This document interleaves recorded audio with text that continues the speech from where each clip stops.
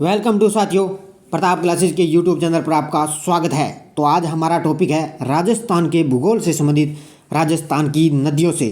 तो सभी विद्यार्थी वीडियो को लाइक शेयर करना और जो भी विद्यार्थी हमारे इस चैनल पर नए हैं तो चैनल को सब्सक्राइब जरूर कर लेना। इसके पास लगे बेल आइकन के घंटे को दबा लें ताकि हम जैसे वीडियो अपलोड करें उसका नोटिफिकेशन आप तक पहुँच जाए। जो भी विद्यार्थी राजस्थान पुलिस कंप्यूटर अनुदेशक वीडियो मेंस की एग्ज़ाम की तैयारी कर रहा है तो उसके लिए ये वीडियो बहुत ही रामबाण साबित होने वाला है। तो हम चर्चा करें तो इससे पहले मैंने राजस्थान का भौतिक स्वरूप और राजस्थान की जलवायु वीडियो मैंने 2 वीडियो उपलब्ध करवा दिए। आज हम चर्चा करेंगे राजस्थान की नदियाँ और जितनी भी नदियाँ हैं तो आपको इस वीडियो में मैं आपको क्लियर करवा दूंगा सारा कुछ।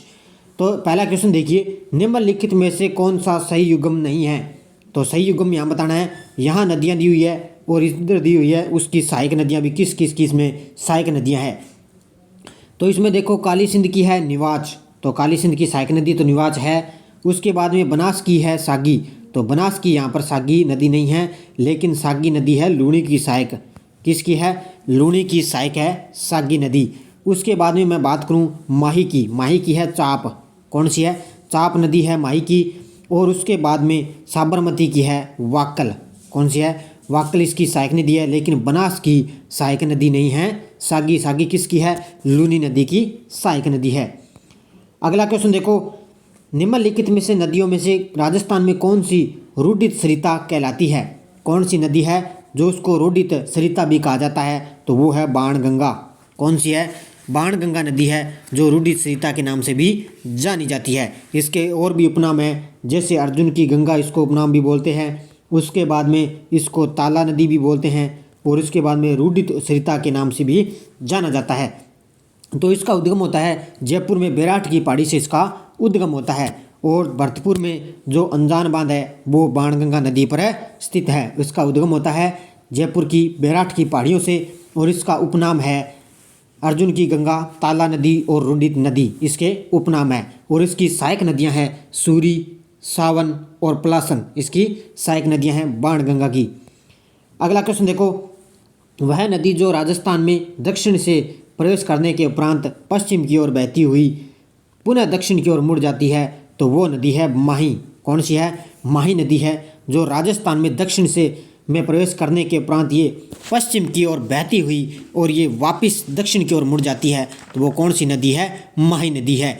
और माही नदी का जो उद्गम है वो मध्य प्रदेश धार जिला सरदारपुरा गांव महंद झील से अमरोरू पहाड़ी से इसका उद्गम होता है। तो इसके उद्गम होता है और माही नदी को क्या है? दक्षिणी राजस्थान की स्वर्ण रेखा के उपनाम से भी इसको जाना जाता है। ये आदिवासियों की गंगा है और बागड़ की गंगा है, इसको उपनाम से भी जाना जाता है। तो इतनी बातें आपको याद रखनी है। और राजस्थान में इसकी लंबाई कितनी है? 171 किलोमीटर। कितनी? 171 किलोमीटर। ये टोटल चलती है 576 किलोमीटर और राजस्थान में 171 किलोमीटर। आदिवासियों की गंगा, बागड़ की गंगा और राजस्थान की दक्षिणी राजस्थान की स्वर्ण रेखा। अगला क्वेश्चन देखो, निम्न में से असत्य है इसमें पता कीजिए। तो असत्य इसमें बताना है बनास, चंबल और बाणगंगा नदियाँ बंगाल की खाड़ी में गिरती है। तो इसमें असत्य बताना है अपने को। चंबल नदी करीब 965 किलोमीटर लंबी है, ये भी सही है। और ये पहला भी सही है कि बनास, चंबल और बाणगंगा नदियाँ बंगाल की खाड़ी में गिरती है। चंबल नदी करीब 965 किलोमीटर बहती है, ये भी सही है। सबसे अधिक नदियाँ बूंदी जिले में है, ये यहाँ पर गलत हो गया कथन, असत्य कथन है। सर्वाधिक नदियाँ किस जिले में है? तो वो है कोटा में। किसमें आती है? तो इसमें गांधी सागर, राणा प्रताप सागर, ज्वार सागर और बैराज का निर्माण चंबल नदी पर हुआ है, ये भी सही है। लेकिन सबसे अधिक नदियां हैं वो बूंदी जिले में नहीं है। तो सर्वाधिक नदियां हैं वो उदयपुर जिले से संबंधित चित्तौड़गढ़ की तरफ आती है। और सबसे ज़्यादा संभाग पूछे तो वो है कोटा संभाग। इसमें कोटा संभाग में सबसे ज़्यादा नदियाँ हैं और उसमें जिला पूछे तो सर्वाधिक नदियाँ उदयपुर जिले में स्थित है। तो यहाँ पर 3 नंबर ऑप्शन असत्य हो जाएगा। अगला क्वेश्चन देखो, सुमेलित कीजिए त्रिवेणी संगम और नदियाँ। त्रिवेणी संगम और यहाँ पर नदियाँ दी हुई है। तो बिगोद है बनास बेड़च मैनाल पे, ये त्रिवेणी संगम बनाती है। और राजमहल जो राजमहल पर बनाती है बनास, डाई और खारी। और रामेश्वर घाट पर बनाती है बनास, चंबल और शीप। उसके बाद में बणेश्वर धाम है, सोम, माही, जाखम, इन तीनों नदियों का इसमें त्रिवेणी संगम ये बनाती है। तो इसमें आप देख सकते हो। तो बिगोद भीलवाड़ा में बनास बेड़च और मेनाल त्रिवेणी संगम, और राजमहल टोंक में जो बनास डाई और खारी, और रामेश्वर घाट सवाईमाधोपुर में बनास चंबल और सीप, इन तीनों, और बनेश्वर में सोम माही जाखम, इन नदियों का इसमें त्रिवेणी संगम ये बनाती है। अगला क्वेश्चन देखो, गंग नहर कौन सी नदी से निकाली गई है? गंग नहर कौन सी नदी से निकाली गई है? तो वो निकाली गई है सतलज नदी से। किससे? सतलज नदी से गंग नहर निकाली गई है, क्योंकि गंग नहर राजस्थान की प्रथम नहर है। क्या है? प्रथम नहर है, जो 1927 में बीकानेर के शासक महाराजा गंगा सिंह द्वारा इसका निर्माण करवाया गया था, और यह नहर पंजाब में सतलज नदी से निकाली गई है। तो गंग नहर सतलज नदी से इसका निकाली गई है और 1927 में इसका निर्माण किया गया। अगला क्वेश्चन देखो, राजस्थान के कौन से कस्बे का धरातल स्तर उसके पास की नदी के पेटे के स्तर से क्या है? नीचा है। तो ये है हनुमानगढ़ जंक्शन। कैसे? हनुमानगढ़ जंक्शन। और राजस्थान में जो भटनेर कहाँ है? भटनेर दुर्ग है हनुमानगढ़ में। भटनेर का जो धरातल है वो भी घग्गर नदी से क्या है? नीचा है। तो धरातल स्तर उसके पास के नीचे, पेटे के नीचे में आता है हनुमानगढ़ जंक्शन। अगला क्वेश्चन देखो, रणकपुर जैन मंदिर किस नदी के तट पर स्थित है? तो रणकपुर जैन मंदिर है मथाई नदी पर। किस पर है? रणकपुर जैन मंदिर है मथाई नदी के निकट पर स्थित है। और 1439 ईस्वी में क्या है? निर्मित रणकपुर जैन मंदिर पाली जिले में है। तो रणकपुर के जैन मंदिर जो मथाई नदी के निकट है, और जो कहाँ पर है? पाली जिले में स्थित है। अगला क्वेश्चन देखो, मांडलगढ़ के निकट, कैसे? मांडलगढ़ के निकट त्रिवेणी पर कौन सी 3 नदियां हैं? तो मांडलगढ़ है भीलवाड़ा में। कहाँ है? भीलवाड़ा में है। और जो त्रिवेणी कौन सी 3 नदियां हैं जो संगम में बनाती है? तो वो है बेड़च, बनास और मेनाल। कौन सी है? बेड़च, बनास, मेनाल, इन तीनों नदियों का मांडलगढ़ भीलवाड़ा में ये क्या है? त्रिवेणी संगम में बनाती है। अगला क्वेश्चन देखते हैं, किस नदी पर ईस्ट वेस्ट कॉरिडोर के अधीन हैंगिंग ब्रिज बनाया जाना प्रस्तावित है? तो वो कौन सी नदी पर है? वो है चंबल नदी पर। किस पे है? चंबल नदी पर ईस्ट वेस्ट कॉरिडोर के अधीन हैंगिंग ब्रिज बनाया जाना प्रस्तावित है, क्योंकि ये 29 अगस्त 2017 को, कब है? 29 अगस्त 2017 को क्या है कि हैंगिंग ब्रिज का उद्घाटन प्रधानमंत्री श्री नरेंद्र मोदी द्वारा कर दिया गया, इसका उद्घाटन किया गया। अब ये चंबल नदी पर क्या है? कॉरिडोर के दिन हैंगिंग ब्रिज बनाया जाना प्रस्तावित है। अगला क्वेश्चन देखो, नदी जिसका जल बंगाल की खाड़ी में पहुंचता है वह कौन सी है? इसमें कौन सी नदी है जो जल है वो बंगाल की खाड़ी में ले जाती है? तो इसका आंसर हो जाएगा, कौन सी नदी है जो जल बंगाल की खाड़ी में पहुंचाती है? तो वो है चंबल। कौन सी है? चंबल नदी बंगाल की खाड़ी में अपना जल ले जाती है, लेकिन माही, सोम और साबरमती है, ये तीनों ही जल अपना अरब सागर में ले जाती है। अगला क्वेश्चन देखो, मुहाने से उद्गम की ओर चंबल नदी पर स्थित बांधों का सही क्रम बताना है। यहाँ पर भी मुहानों से उद्गम की ओर चंबल नदी पर स्थित सही क्रम बताना भी कौन सा है? तो वो है, एक तो है ज्वार सागर, उसके बाद में राणा प्रताप सागर और गांधी सागर। ये आ जाएगा इसमें 2 नंबर उत्तर आंसर इसका सही हो जाएगा। जवाहर सागर, राणा प्रताप सागर और गांधी सागर जो मुहाने से उद्गम की ओर चंबल नदी पर ये स्थित है, बांधों का ये क्या सही क्रम है। अगला क्वेश्चन देखो, कांठल की गंगा कामधेनु के नाम से प्रसिद्ध नदियों के लिए सही सुमेलित युगम कौन सा है? तो सही सुमेलित युगम कौन सा है? वो है, इसमें देखो भी कांठल की गंगा कौन सी है और कामधेनु है कौन सी है? तो इसमें माई और है चंबल हो जाएगी। कांठल की गंगा और कामधेनु के नाम से प्रसिद्ध ये 2 नदियाँ प्रसिद्ध है, तो इसका आंसर हो जाएगा माही और चंबल। अगला क्वेश्चन देखो, निम्न में से किस जिले से चंबल नदी नहीं गुजरती है? तो किस जिले से चंबल नदी नहीं गुजरती है? तो इसका आंसर हो जाएगा झालावाड़। क्या हो जाएगा? झालावाड़ से नहीं गुजरती है, चित्तौड़गढ़ में जाती है, कोटा में बहती है और धौलपुर में जो चंबल नदी बहती है। तो इसमें बता देता हूँ कि कौन कौन से जिलों से बहती हुई है। इसका क्या है, सवाईमाधोपुर, करौली और धौलपुर में भी चंबल नदी का बहाव क्षेत्र है, वो भी इसमें बहता है। तो इसके साथ साथ जो चंबल नदी का उद्गम है वो मध्य प्रदेश, महू, विंध्याचल पर्वत, जानापाव की पहाड़ी से चंबल नदी का उद्गम होता है। ये चित्तौड़, कोटा व बूंदी से बहती हुई क्या है, सवाईमाधोपुर, करौली और धौलपुर की सीमा बनाती हुई ये क्या है, उत्तर प्रदेश में यमुना नदी में जाकर मिल जाती है। और चंबल नदी के उपनाम भी है, कामधेनु है, नित्यवाहिनी है, सदावाहिनी है और चरमवती है। और राजस्थान में सबसे लंबी बहने वाली नदी है कौन सी? चंबल नदी, जो 966 किलोमीटर है। कितनी है? 966 किलोमीटर है। इतनी बातें आपको याद रखनी है। अगला क्वेश्चन देखते हैं, बीकानेर में प्रस्तावित होने वाली नदी कौन सी है? तो बीकानेर में घाघर, कांकनी, खारी, तो युक्त में से इसमें कोई नहीं, क्योंकि बीकानेर और चूरू 2 ऐसे ज़िले हैं जिसमें कोई भी नदी नहीं मिलती।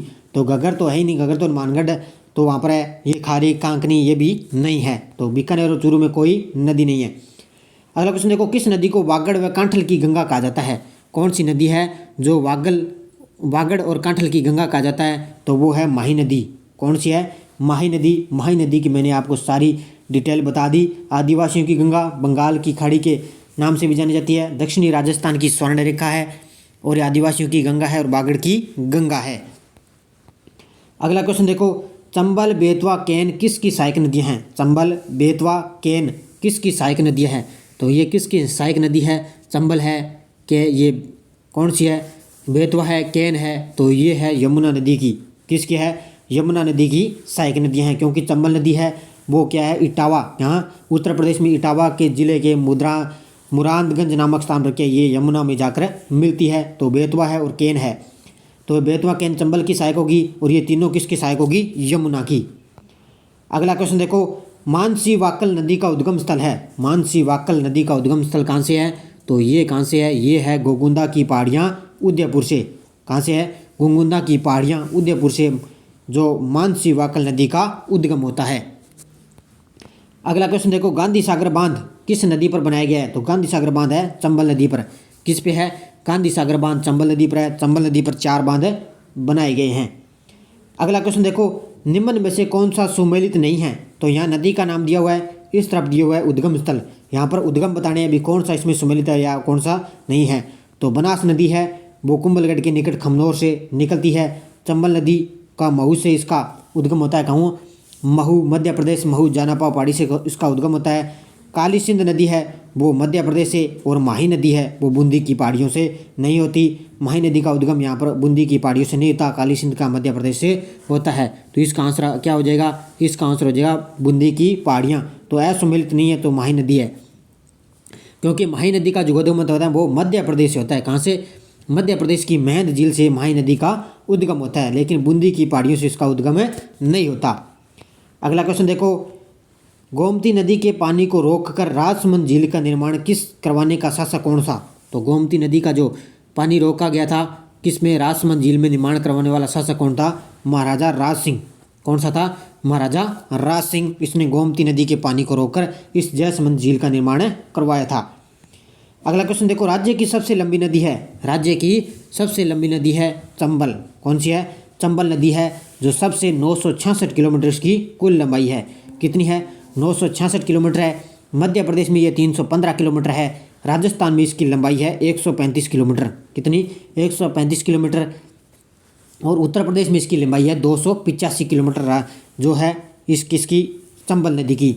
तो चंबल नदी तो ये पूर्णतः राजस्थान में बहने वाली सबसे लंबी बनास नदी है। राजस्थान में सबसे लंबी नदी हो जाएगी बनास। और पूर्णतः पूछे भी पूर्णतः राजस्थान में बहने वाली नदी कौन सी है? तो वो है बनास। अगला क्वेश्चन देखते हैं, राजस्थान में पूर्णतः प्रभावित होने वाली सबसे लंबी नदी का नाम क्या है? तो पूर्णतः प्रभावित होने वाली नदी है बनास। कौन सी आएगी? राजस्थान में सबसे लंबी नदी चंबल है, और पूर्णतः प्रभावित होने वाली सबसे लंबी नदी है बनास। कौन सी है?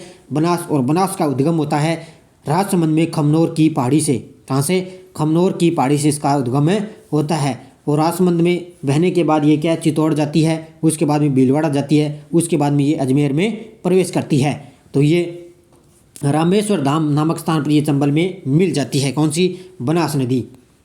अगला क्वेश्चन देखो, राजस्थान राज्य की किस प्रशासनिक संभाग का अपवाह तंत्र अरब सागर व बंगाल की खाड़ी में मिलने वाली नदियों का अंश है? तो राज्य का किस प्रशासनिक संभाग का जो अंश है, जो अपवाह तंत्र है, अरब सागर व बंगाल की खाड़ी में मिलने वाली नदियों का अंश है? तो इसका आंसर हो जाएगा उदयपुर। क्या हो जाएगा?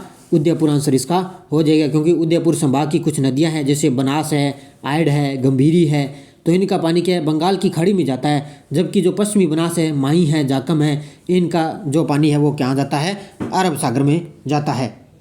अगला क्वेश्चन देखो, वह नदी जिसका उल्लेख ऋग्वेद में मिलता है तथा जो पूर्वी पंजाब से राजस्थान में बहती है, ऐसी कौन सी नदी है जिसका उल्लेख तो ऋग्वेद में मिलता है लेकिन जो पूर्वी पंजाब से क्या राजस्थान में बहती है? तो इसका आंसर हो जाएगा सरस्वती। कौन सी है? सरस्वती नदी है। तो इसका उल्लेख कहाँ पर मिलता है? ऋग्वेद में मिलता है, और पूर्वी पंजाब से राजस्थान में बहती है। जो घग्गर नदी है उसका ही उपनाम है सरस्वती नदी। अगला क्वेश्चन देखो, राज्य की कौन सी नदी यमुना में मिलती है? तो यमुना में आपको बताइए कौन सी नदी है, वो है बाणगंगा। कौन सी है? बाणगंगा नदी है जो यमुना में जाकर मिलती है। ये क्या है कि हरियाणा के मैदानी भाग में विलुप्त हो जाती है, लेकिन अधिक वर्षा होने पर ये क्या है, यमुना नदी में जाकर मिलती है। तो यमुना नदी तो होगी, ये कहाँ होगी, बाणगंगा नदी। और बाणगंगा नदी का जो उद्गम है वो कहाँ से होता है? तो वो होता है, बाणगंगा नदी का उद्गम कहाँ से होता है? जी होता है जयपुर की बैराट की पहाड़ियों से। कहाँ से? जयपुर में बैराट की पहाड़ी से इसका उद्गम होता है। अगला क्वेश्चन देखो, बेड़त नदी का दूसरा नाम क्या है? बेड़त नदी का दूसरा नाम क्या है? वो है आहेड़। क्या है? आहेड़ नदी है बेड़त नदी का दूसरा नाम। ये उदय सागर झील तक आहेड़ व बाद में बेड़च कहलाती है। ये उदय सागर झील उदयपुर तक क्या है, आहेड़ नदी कहलाती है। उसके बाद में ये बेड़च नदी कहलाती है। तो इस बेड़च नदी का दूसरा नाम आहेड़ नदी है। अगला क्वेश्चन देखो, लूणी नदी का उद्गम होता है। तो लूणी नदी का उद्गम कहाँ से होता है? अजमेर के नाग पहाड़ की पहाड़ियों से। कहाँ से? अजमेर के नाग पहाड़ की पहाड़ियों से जो लूणी नदी का उद्गम होता है। तो कहाँ से? तो लूणी नदी का जो उद्गम अजमेर की नाग पहाड़ियों से हो गया। उसके बाद में जो इसको क्या कहते हैं, पश्चिमी मरुस्थल की गंगा और मारवाड़ की गंगा के उपनाम से भी इसको जाना जाता है। तो इतनी बातें आपको याद रखनी है। और इसकी सहायक नदियाँ हैं सूखड़ी, सगाई, सागी, बांडी, लीलड़ी, जोजड़ी, मीठड़ी, ये सारी इसकी क्या है, सहायक नदियाँ है। और इसकी राजस्थान में लंबाई कितनी है? 330 किलोमीटर। कितनी है? 330 किलोमीटर है राजस्थान में इसकी लंबाई है। अगला क्वेश्चन देखो, कौन सी एक नदी पश्चिमी राजस्थान में बहती है? कौन सी एक नदी है जो पश्चिमी राजस्थान में बहती है? तो वो है लूणी नदी। कौन सी है? लूणी नदी। मैंने आपको बता दिया कि ये मारवाड़ की गंगा और पश्चिमी राजस्थान की गंगा है। और इसमें क्या है, लूणी नदी का जो जल है वो बालोतरा बाड़मेर तक मीठा होता है, लेकिन उसके बाद में ये खारा हो जाता है। तो इस नदी को क्या है, मीठी खारी नदी के उपनाम से भी इसको जाना जाता है। अगला क्वेश्चन देखो, राजस्थान की एकमात्र बारहमासी नदी कौन सी है? राजस्थान की एकमात्र बारहमासी नदी कौन सी है? तो वो है चंबल। कौन सी है? बारहमासी नदी है चंबल। कौन सी है? चंबल नदी बारहमासी नदी है। अगला क्वेश्चन देखते हैं कि निम्नलिखित में से कौन सी एक राजस्थान की अंतः प्रवाही नदी नहीं है? अंतः प्रवाही नदी नहीं है तो वो है सागी। कौन सी नहीं है? कांतली है, साबी है और कांकनी है। और सागी नदी है जो किसकी है? लूणी की सहायक नदी है। किसकी है? लूणी की ये सहायक नदी है। जबकि लूणी नदी है वो क्या एक अंतः प्रवाह वाली नदी नहीं है, क्योंकि लूणी अरब सागर की नदियों में आती है और अब अरब सागर में अपना जल ले जाती है। अगला क्वेश्चन देखो, निम्नलिखित में से कौन सी राजस्थान की अंतः प्रवाही नदी नहीं है? अंतः प्रवाही नदी नहीं है कौन सी है? वो है कोठारी। कौन सी है? कोठारी। घग्गर है, कांतली है और साबी नदी है, लेकिन कोठारी नदी है वो अंतः प्रवाही की नदी नहीं है। अगला क्वेश्चन देखो, निम्नलिखित में से राजस्थान की कौन सी नदी बंगाल की खाड़ी के अपोहा तंत्र का भाग नहीं है या उससे जुड़ती नहीं है? तो कौन सी नदी अपोहा की खाड़ी के अपोहा तंत्र का भाग नहीं है या उससे जुड़ती नहीं है? तो वो है माही नदी। कौन सी है? माही नदी है। अगला क्वेश्चन देखो, बिजराल की पहाड़ियों से निकलने वाली खारी नदी निम्नलिखित में से किस अपोहा तंत्र का भाग है? तो बिजराल की पहाड़ियों से किस नदी का उद्गम होता है? खारी नदी का। और किस अपोहा तंत्र का भाग है? तो वो है बंगाल की खाड़ी का। किसका है? बंगाल की खाड़ी में ये नदी क्या है, जल ले जाती है। अंतिम क्वेश्चन देखो, निम्न में से कौन सी नदी आंतरिक जल प्रवाह की नदी नहीं है? आंतरिक जल प्रवाह की नदी नहीं है तो वो है खारी। कौन सी है? खारी जो है आंतरिक प्रवाह की नदी नहीं है। तो कांकनी है, घग्गर है और बांडी नदी है जो आंतरिक जल प्रवाह की नदी नहीं है, क्योंकि खारी बनास की सहायक नदी है और जो जिसका जल है बंगाल की खाड़ी में जाता है, इसलिए ये आंतरिक जल प्रवाह की नदी नहीं है। तो ये थे टॉप 35 क्वेश्चन मैंने नदियों से संबंधित करवा दिए। सारे जाते जाते वीडियो को लाइक शेयर कर देना और PDF आपको इसके टेलीग्राम पर उपलब्ध हो जाएगी। अगर आप चैनल पर नए हैं तो चैनल को सब्सक्राइब जरूर कर लें और इसके पास लगे बेल आइकन के घंटे को दबा लें ताकि हम जैसे वीडियो अपलोड करें उसका नोटिफिकेशन आप तक पहुंच जाए। और कल मैंने वो पद्म श्री से सम्मानित अवार्ड, पद्म भूषण, पद्म श्री जो अवार्ड है वो आपको मैंने वीडियो एक अलग से बनाकर वीडियो उपलब्ध करवा दिया। और टॉप 35 क्वेश्चन आपको नदियों से संबंधित मैंने करवा दिए। जो भी विद्यार्थी राजस्थान पुलिस कंप्यूटर अनुदेशक वीडियो मेंस की तैयारी कर रहा है तो उसके लिए वीडियो सभी रामबाण साबित होंगे। और इंडिया ज्योग्राफी की क्लास आपको लगातार 7 बजे कंटिन्यू मिल रही है। तो तो सारे विद्यार्थी कंटिन्यू लगातार इस क्लास के साथ हमारे इस प्रताप क्लासेस चैनल के साथ बने रहिए। तो धन्यवाद दोस्तों। जय हिंद, जय भारत।